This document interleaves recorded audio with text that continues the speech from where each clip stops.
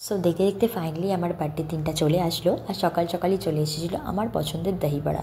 আর তারপরে এসে গেছিলো বেশ কিছু রকমের মিষ্টি আর সাথে আইসক্রিম, মানে আমি যেগুলো খেতে পছন্দ করি সেগুলোই এসেছিলো। তারপর ছাদে গিয়ে একটুখানি ছবি টবি তুলে নিলাম, আর তারপরেই চলে আসলাম মন্দিরে। ও, দুপুরবেলা কী খাওয়া হচ্ছে সেটাই তো বললাম না। 5 রকমের ভাজা করেছিলাম আর সাথে করেছিলাম মাছ, যেহেতু আমি চিকেনটা খাই না। আচ্ছা, এটা ছিল আমার এর আগের বছরের বার্থডের ব্লগ।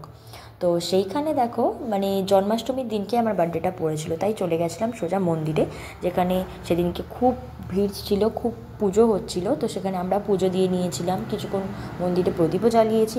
আর তারপরে চলে গেছিলাম ফুড কোর্টে বার্গার ট্রাই করতে। মানে এর আগের দিন অনেক দিনই ভেবেছি যে বার্গার ট্রাই করবো, বাট করা হয়নি। বেসিক্যালি আমার বার্থডেতে কোনো রকম রিচুয়ালস আমরা করি না, আমাদের এটার মানে নেইও রিচুয়ালস করার নিয়ম।